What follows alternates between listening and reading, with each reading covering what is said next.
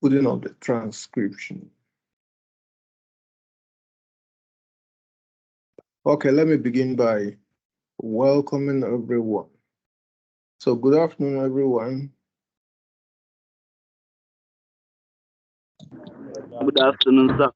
Good afternoon, sir. Good afternoon, sir. Okay, so last week was the most interesting week of the entire semester. We were discussing deductive reasoning last week. And that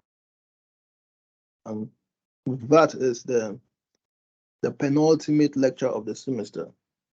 So today we are following up with inductive reasoning. When we were introducing arguments, we had said there are two basic forms of reasoning, deductive and inductive. Last week, we had explained that deductive reasoning is reasoning in which the relationship between the premises and the conclusion is logical. And as a result of that, it's reasoning that permits only one conclusion. This time around, we want to look at inductive reasoning. And when you are looking at inductive reasoning, the relationship between the premises and the conclusion is not a logical one. So unlike deductive reasoning, where the relationship between the premises and the conclusion is logical, for inductive reasoning, the relationship between the premises and the conclusion is not logical. It is possible to affirm all the premises and then deny the conclusion without contradiction. We are going to see how that works. Now, because the premises are capable of producing more than one conclusion, you need to look at the meanings of the contents of the premises and then use a common sense to decide which type of conclusion you want. Now, so let's make it clear. Inductive reasoning is that kind of argument where you have more than one conclusion, an argument that produces more than one possible conclusion. And so because you have more than one conclusion, you now need to look at the meanings of the contents of the premises, analyze the chances of which conclusion is more reasonable for you, and then you take that conclusion. So for inductive arguments, the premises provide reason for believing in the likelihood of the conclusion. The premises provide reason for believing in the likelihood of the conclusion, but premises do not guarantee conclusion.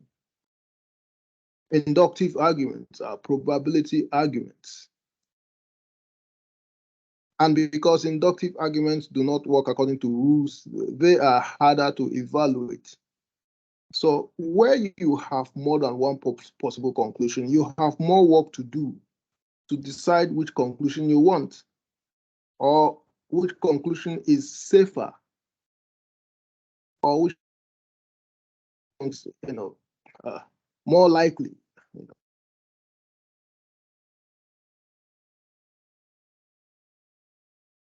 So my own definition is that inductive arguments are those arguments saddled with more than one possible conclusion because they support but do not guarantee the stated conclusion. Okay. For us to begin to analyze inductive arguments, we need to make certain clarifications. The first one is the difference between verifiable and confirmable statements. Now, verifiable statements are statements we can directly test or verify. That's why I call them verifiable statements. They are usually factual or empirical statements. Example, Kofi lost strength with age. That's an empirical statement. You can confirm it through physical verification. Now, confirmable statements that cannot be tested or verified directly, except through verifiable statements. So confirmable statements are statements that cannot be tested or verified directly, except through verifiable statements. Example, all men lose strength with age. All men lose strength with age. So that's a confirmable statement. You can't verify it directly because all men do not exist yet. You have a lot of men that have not come into existence. You can only verify this through, you can only confirm this through verifiable statements such as Kofi lost strength with age. John lost strength with age. Peter lost strength with age. So let's combine them. In inductive arguments, the premises are usually verifiable statements. The conclusions are usually confirmable statements. So Kofi lost strength with age, Peter lost strength with age, Michael lost strength with age, James lost strength with age. Therefore, all men lose strength with age. So you can see how verifiable and confirmable statements work in inductive arguments.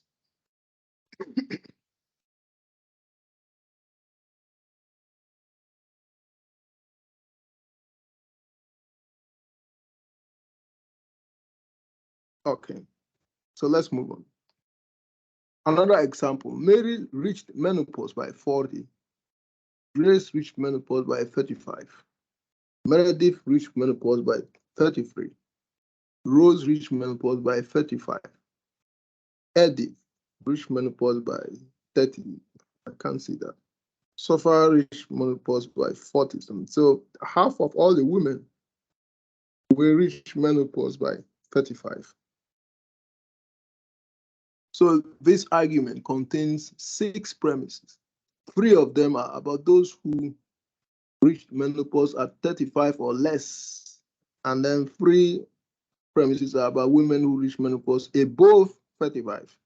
And then the conclusion says half of all women may reach menopause by 35.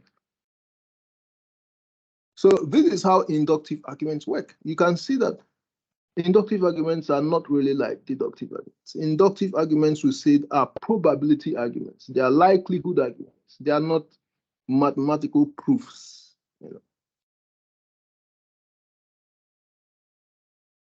Two ways of detecting confirmable statements. First of all, confirmable statements are not directly testable or verifiable. So that one we've known already. Second, they can be converted into conditional statements. So confirmable statements can be converted into conditional statements. You remember we found out the kind of premises that are convertible into conditional statements when we're doing deductive reasoning. So it comes back here. Only confirmable statements can be converted into conditional statements. Example, categorical statement: no leader steps down from power unless compelled by a coup or constitution. Now translate that into a conditional statement. If X is a leader, X will not step down unless compelled by a coup or constitution.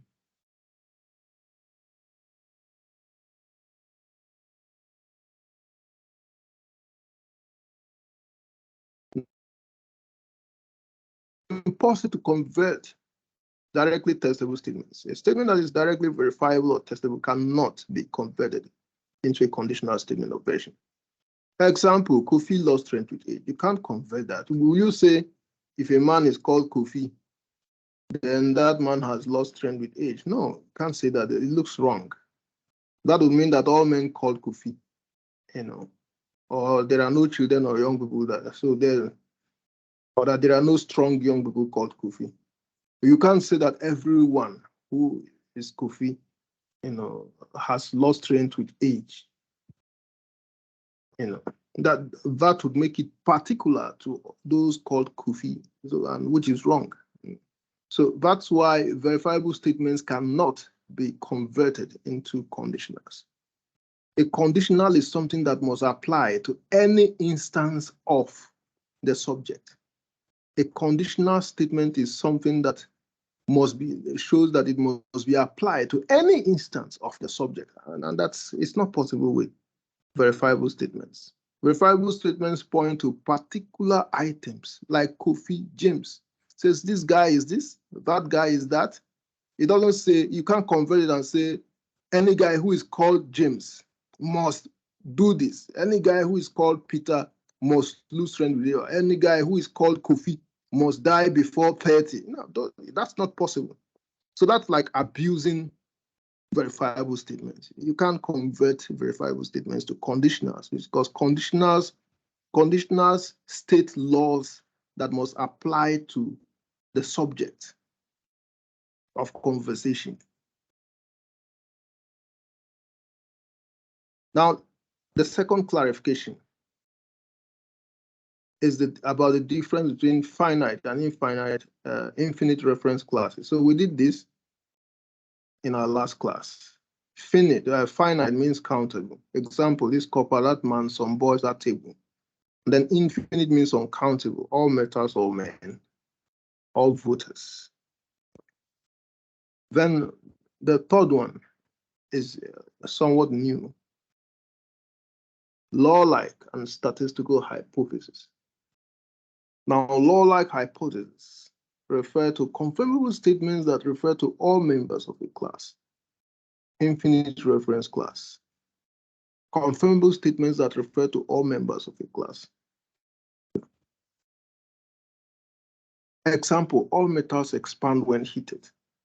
All metals expand when heated. If X is a metal, then X will expand when heated. Another example, all Fs are Gs. Each F is a G. No Fs are Gs. All Fs are not Gs,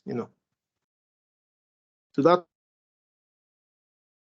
simple statements, with infinite reference class. Then, and one thing we must note is that confirmable statements, or rather law-like, law-like hypotheses are highly predictive. Law-like hypotheses are highly predictive. G must be attributed or not attributed to every F. So when you say all Fs are Gs, each F is a G, or no F is a G, all Fs are not Gs. Law-like hypothesis is about all or none. It's always all or none. There's no middle way because of the infinite reference class. Hello. Yeah.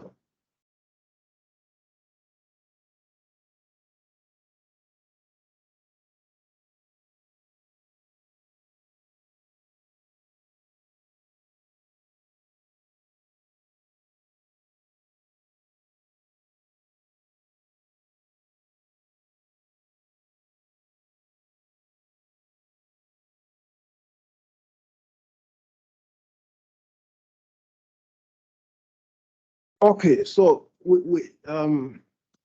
so law-like, when you state something about anything with an infinite reference class, then that thing, because it's referring to either none or all. So that's why I would say that law-like hypotheses are highly predictive. They are highly predictive. Then statistical hypothesis, confirmable statements referring to some percentage less than 100% and more than 0. Example, 90% of those who ate the food fell sick.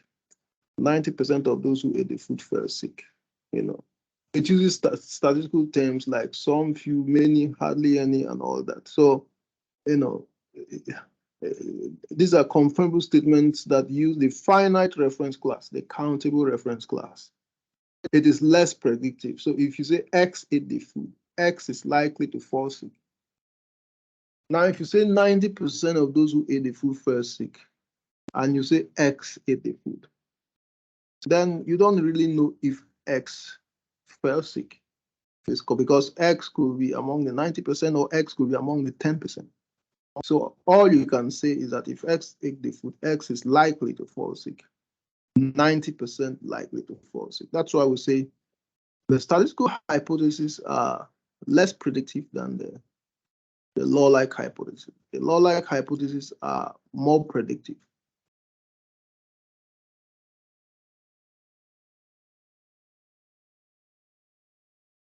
Now, inductive arguments are aimed at confirmation. That is, to confirm that this is a case. 90% of those who ate the food fell sick, X ate the food. So it confirms that X is 90% likely to fall sick. But that use of the word confirmation is not very good to me. That's what was used in your required text.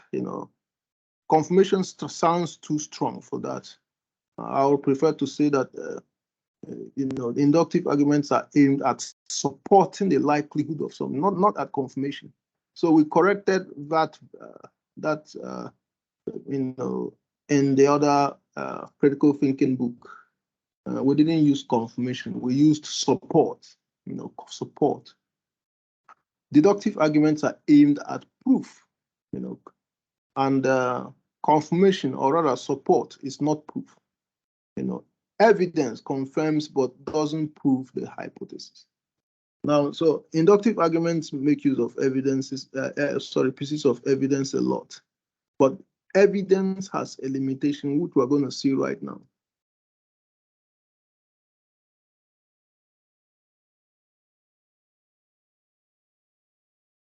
Let's look at two major ways to detect inductive arguments. How do you detect inductive arguments? Two ways. First of all, inductive arguments are capable of more than one conclusion. That's number one. 90% of those who ate the food fell sick. Amma ate the food. So there are two legitimate conclusions. Amma fell sick, Amma did not fall sick. Both conclusions are perfectly legitimate. And then the second way of detecting inductive arguments is that inductive arguments are extrapolations. Extrapolations. This one is not in your required text. It is in the other critical thinking book, Understanding and Applying Critical Thinking.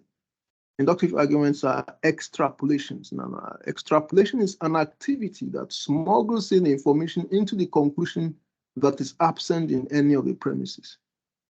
An activity that smuggles in information into the conclusion that is absent in any of the premises. Now, all inductive conclusions contain information that is not accounted in the premises. When you look at an inductive argument, you will see that the conclusion contains a piece of information that you don't find in any of the premises. Okay, let's look at this technicality.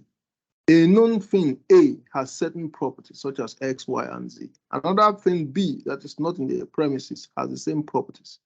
A also has an additional property, what's that? Q. On the basis of the above three premises, the argument concludes, in reality extrapolate, that B also has the additional property Q. Now, the idea of induction then is that if B is similar to A in some respects, it may also be similar to A in other respects. That's what induction does. Inductive argument tells you, okay, if B is like A in these qualities or properties or respects, then it is likely to be like A in other respects, which is not always true. That's why we say inductive arguments are probability arguments. Now let's look at directions of extrapolation. Part-whole extrapolations. Part-whole extrapolations. That's the first kind of extrapolation. Attributing something to a whole that constitutes a part or parts. Attributing something to a whole that constitutes a part or parts. We have two types. We have generalizations and statistical syllogisms. Generalizations and statistical syllogisms. Now, let's look at the generalization. Peter is strong, James is strong, therefore all men are strong. Peter is strong, James is strong, therefore all men are strong. Now, if you look at this conclusion, you see that there's a piece of information that is absent in any of the two premises. What is it? What is the information in this conclusion that you can't see in any of the premises? Anyone? All men, say all men. All men, all men. So all men is absent. The premises don't tell us anything about all men. I mean, Peter and James are not all men. They are just two men. Any information about all men, it's a different ball game. it's in a class of its own. Okay. Statistical syllogisms, the second type of part-whole generalizations. Most Canadian university students drink alcohol. Caroline is a Canadian university student, therefore Caroline drinks alcohol. So this one makes inferences from the general down to the particular. So again, you can see that there is a certain information in the conclusion you don't find in the premises. Most Canadian university students drink alcohol. Caroline is a Canadian university student. Caroline drinks alcohol. What is new in the conclusion? What is in the conclusion that the premises don't tell you? Caroline. Yeah, so it's Caroline. You don't find any information about Caroline's drinking habit in the premises. The premises, now, first of all, the premises don't tell you that all Canadian students drink alcohol. So you don't even know if Caroline drinks alcohol at all. And then secondly, the second premise just says Caroline is a Canadian university student. But it doesn't tell us if she's among those that drinks alcohol.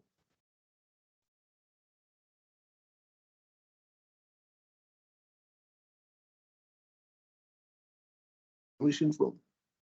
You didn't get it from the premises. The premises don't tell you Caroline drinks alcohol. It's not there. Now let's look at analogies. This is the second category of extrapolations. Arguing that something possesses the same thing as another because they both possess some other properties. Arguing that something possesses the same thing as another because they both possess some other properties. Example, the structural adjustment program was good for Cameroon, which is a third world country. The structural adjustment program was good for Uganda, which is a third world country. The structural adjustment program was good for Senegal, which is a third world country. The structural adjustment program was good for Nigeria, which is a third world country. Therefore, the structural adjustment program must be good for Togo, which is a third world country. So this is an example of an analogy. Arguing that Togo has something similar to other countries because they have something else in common. That's what the argument is saying. The argument is saying, yeah, just because these countries are third world countries, something that worked in some of these countries would also work in the other ones. So you can't classify this as a deductive argument. There's nothing deductive here. It's inductive because you can't conclude for Togo based on what? Based on third world status alone. I mean, they are all third world, but their leaders might be different. I mean, Togo might have a good leader and the other countries might have bad leaders.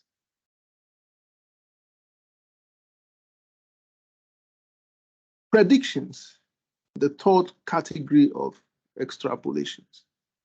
Attributing a quality to a future event because of the level of frequency of past occurrences of the same quality in similar events. Attributing a quality to a future event because of the level of frequency of past occurrences of the same quality in similar events. Tyson has won his last 30 boxing fights. Therefore, Tyson will win his next boxing fight. I'm sure some people made this prediction before Tyson's first loss. So they were very surprised when he lost. So what's in the conclusion that is not in any of the premises?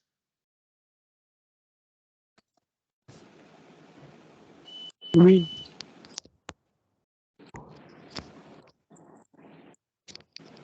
Next. Yes, go ahead. Next. Yeah, next. Yeah, you are correct. Next. The next boxing fight. I mean, The premises don't tell us anything about the next boxing fight. 30 boxing fights in the past say nothing about the next boxing fight. Okay. Now let's look at two kinds of enumerative inductive arguments based on strength. An enumerative argument is an argument with many premises. That is an argument enumerating premises like a list.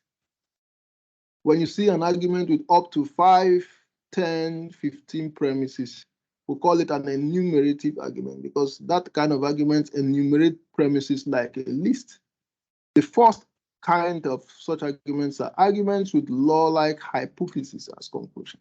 Let's look at the first type, arguments with law-like hypotheses. In fact, what we're looking at are two types of inductive argument based on the strength of the conclusion. Two types of inductive arguments based on the strength of the conclusion. So the first are arguments with the law-like hypothesis as conclusion. The second one would be arguments with statistical hypothesis as conclusion. So let's begin with the law-like.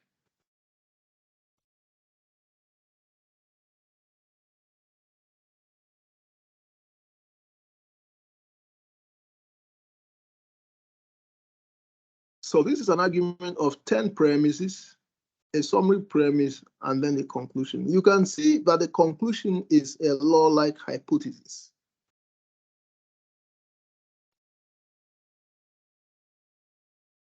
Gold expanded when heated, silver expanded when heated, bronze expanded when heated, copper expanded when heated. Aluminium did the same thing, platinum, brass, lead, iron, zinc, expanded when heated. The summary premise is all metals tested so far. All metals tested so far. Not all metals, but all metals tested so far expanded when heated. And then the conclusion says all metals expand when heated. All metals expand when heated. What's in the conclusion that is not in the premises? All metals. Oh. All. Yes, Oh. all metals. So you're correct. All metals. The 10 premises and even the summary premise don't say anything about all metals. I mean, all metals is a whole lot. It includes metals we have never even discovered in the soil. So that's the basic nature of an inductive argument. I mean, you always see some information in the conclusion that is not in any of the premises. So that leaves you with an extra job of trying to figure out for yourself if the conclusion is strong enough for you to believe, you know.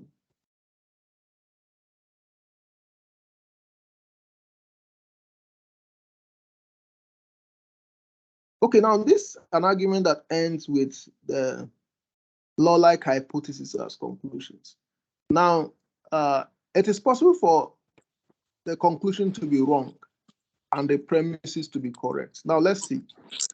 Premises 1 to 10 are verifiable or particular statements. The summary premise is a summation of all the verifiable premises. But the conclusion is a confirmable and general statement. So the argument is strictly invalid. It means it required jumping from verifiable to confirmable statements. And that's the reason why confirmation or support is not as strong as proof. And inductive arguments are not valid, strictly not valid. So now, in fact, the conclusion turns out to be false.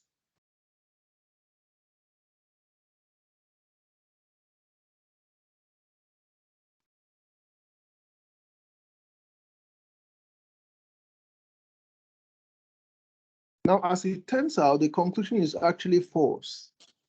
Some metals, in fact, do not expand when heated. We call them superconductors. They don't absorb heat. Therefore, they do not expand. It's only metals that absorb heat that expand, but there are some that don't absorb heat.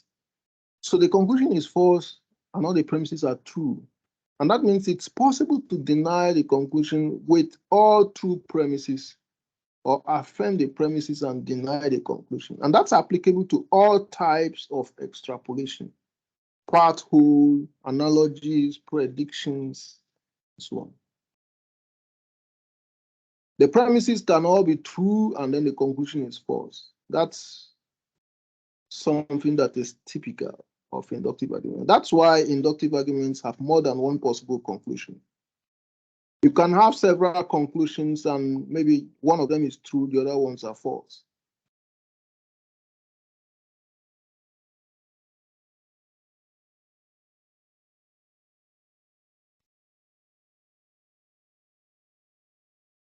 Now let's look at some differences and advantages, disadvantages between deductive and inductive reasoning.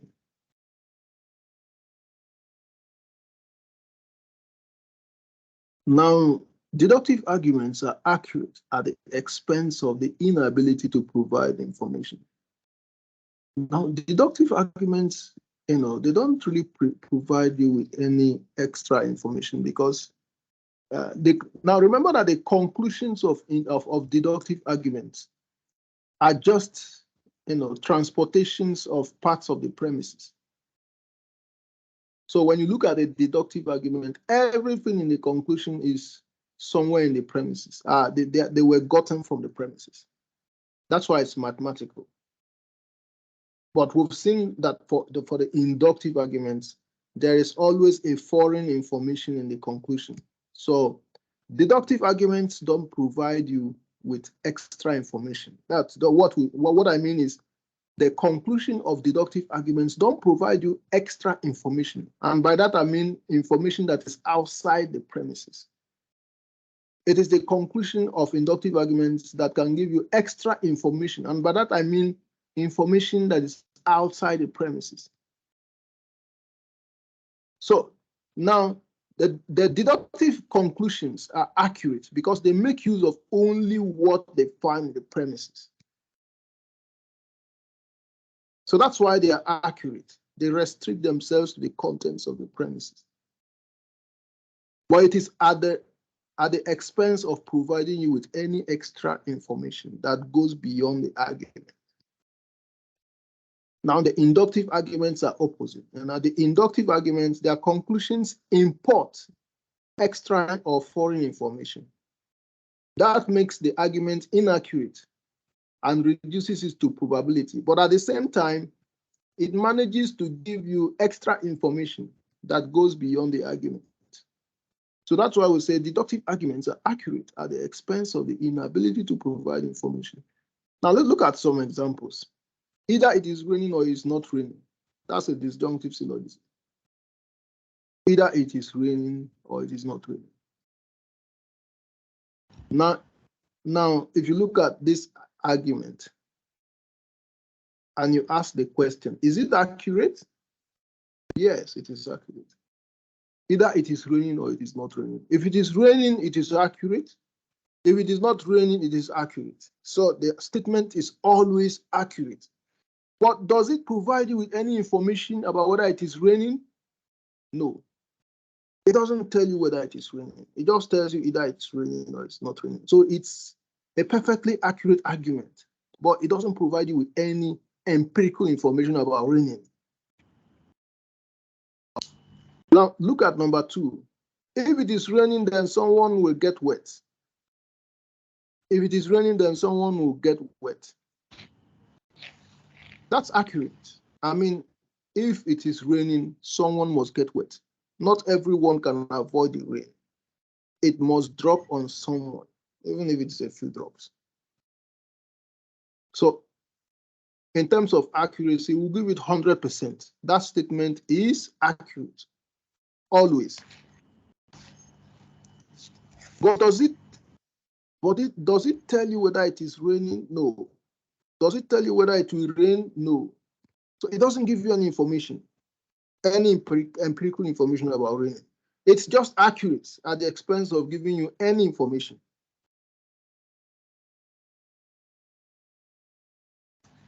Now, information at the expense of accuracy. Now, so it is the other way around for inductive arguments. Now, inductive arguments provide information at the expense of accuracy. Now, providing information is to be falsifiable. When you provide information, you are being falsifiable. Information is basically falsifiable. Example, it is raining right now. Now, it is raining right now provides information about whether it's raining, but at the same time, it is falsifiable.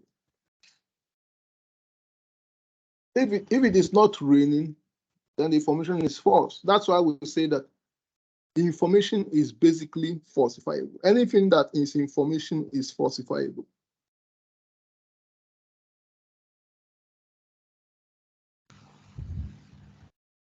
Any valuable empirical information must be falsifiable. Any statement that is not falsifiable cannot be a verifiable or confirmable statement. Any statement that is absolutely true has no empirical content.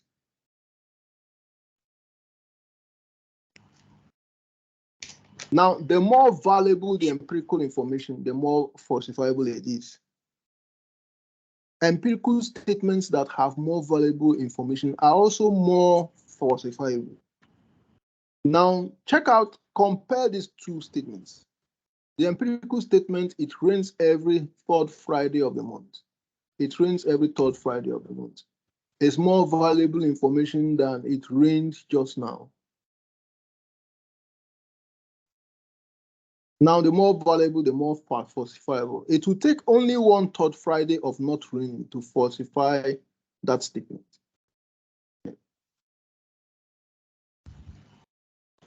So the more valuable the empirical information, the more falsifiable it is.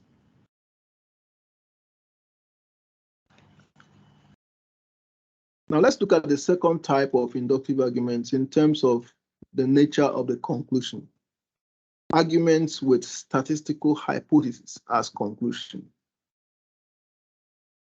Now look at this example.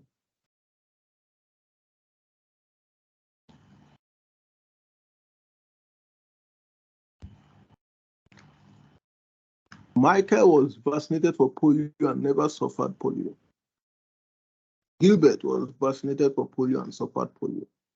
Mary was vaccinated for polio and never suffered polio.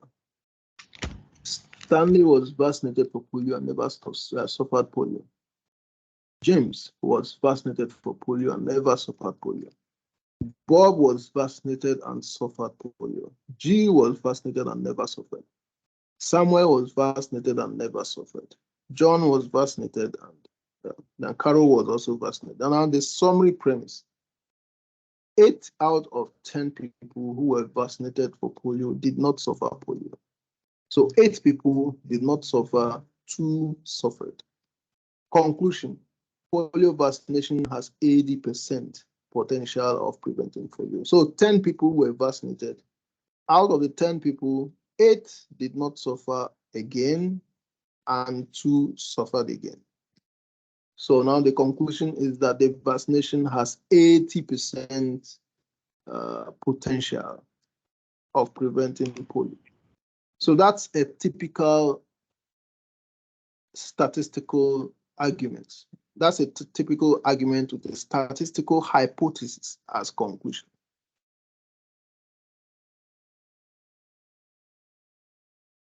Now you can see that it is much safer compared to the argument with law-like hypothesis as conclusion. Now, all metals expand when heated. All metals expand when heated. That's less reliable. This one seems to be more reliable and safer. So we have 2 types of inductive arguments. The one ending with law-like hypotheses as conclusions and the ones ending with statistical hypotheses as conclusions. Now, hypotheses are technically regarded as the conclusions of inductive arguments because they are confirmable statements that are supposed to be supported, or denied by verifiable statements. So you can see that inductive arguments are what scientists use for experiments. First of all, scientists can come up with hypotheses and then make experiments to confirm the hypothesis. Now, the experiments are what produce, the results of experiments are what produce the premises. So at the end of the day, you look at the premises and see how they stand in relation to the conclusion.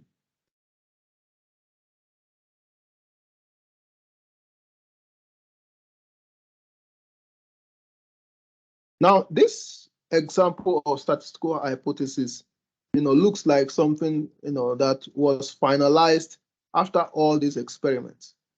The results of the experiments were written as a premises, and then the conclusion was drawn based on the premises. So this is a typical report of a scientific investigation or experimentation. So inductive reasoning is the reasoning of the sciences. That's the reasoning used by scientists for their investigations. So at this point, I would receive questions by those who have something to ask. When we attend to those questions, then I can start uploading. So any questions so far?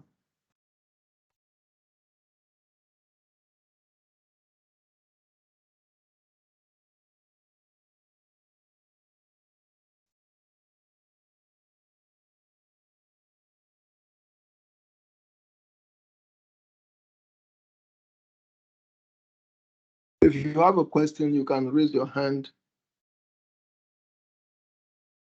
Alima Zakari, you can go ahead with your question. Sir, please, I don't know how to pronounce it. The inductive argument, the other one, the one you said, the falsifiable inductive. So please, I didn't understand that one. The falsifiable statements. Yes. Yeah, so I was saying that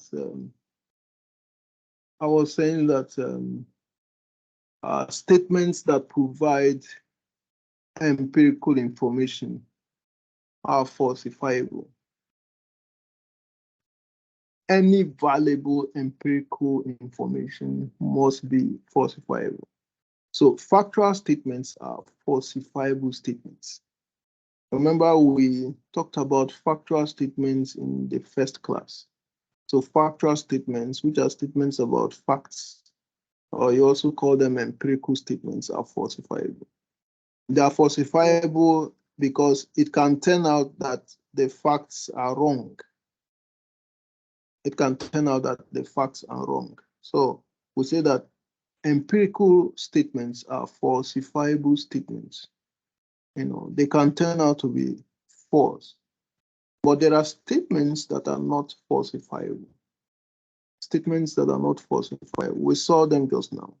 Either this or this. Now, when you say either this or this, you can't falsify it because it has to be either this or this. If it is this one, then the statement is correct. If it is the other one, the statement is still correct because the statement told you either this or this. So whichever one you pick, the statement is credible. It's not a falsifiable statement. And then if someone tells you, if this, then that, if this, then that, it's not a falsifiable statement. It just tells you that if this happens, then that will happen. But when you say this guy is in Kumasi, this guy is in Kumasi, that's a falsifiable statement because we could check Kumasi and see that he's not there, or we can check a house in Accra and see that he's there. So empirical statements are falsifiable statements. They are capable of being proved to be false.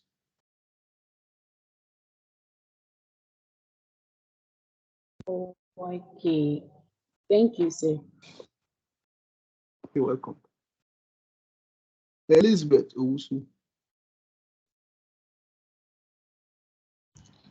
Yeah, please say, last week you made mention of an example that all men are mortal, and that statement, is it not giving us an information about men. And today with the when we were comparing the two, you said deductive statements, they do not give us information about anything. But with this statement, is it not giving us information about men? I'm a bit confused about that one. All men are mortal is, I think that's one of the, that's a premise in a deductive argument. You know, it's a premise in a deductive argument. But if you want to use it as a conclusion, then you are saying all men are mortal, and then you have to present premises that will convince us that all men are mortal. So that will make it an inductive argument. So now that's the difference. If all men are mortal is a premise, all men are mortal, if it is a premise, then it's likely to be a deductive argument. All men are mortal, this guy is a man, therefore this guy is mortal. So it's likely to be a deductive argument. But if all men are mortal is a conclusion, then it means that your conclusion is all men are mortal, and you have to show us why you think that all men are mortal. Provide premises that show that all men are mortal. You say Peter is mortal, James is mortal, this guy is mortal, that guy is mortal, therefore all men are mortal. In that case, it has become an inductive argument. It's no longer a deductive argument. It has become an inductive argument because you are trying to prove something that we can't verify. I mean, we can't verify that all men are mortal. So the premises that you are supplying are limited in their ability to prove it. So automatically that becomes an inductive argument. You know. So the difference is it can be seen only at the conclusions, not the premises. Yeah, if it is, I'm saying that it can be used as a premise. It can also be used as a conclusion.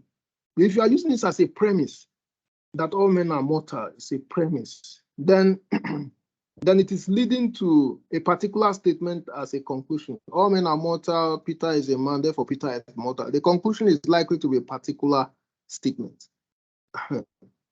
But if you are using it as a conclusion, all men are mortal, then that's a conclusion, that's a general statement, that's a confirmable hypothesis.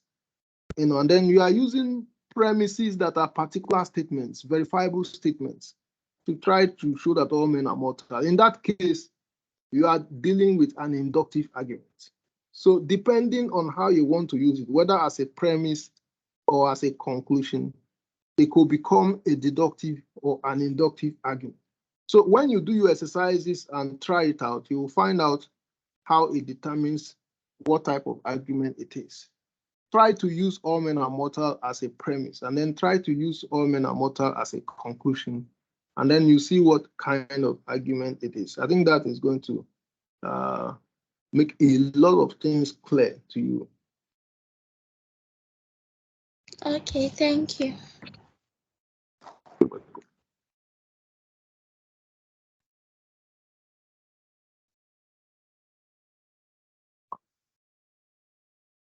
So at this point, I'm going to stop the recording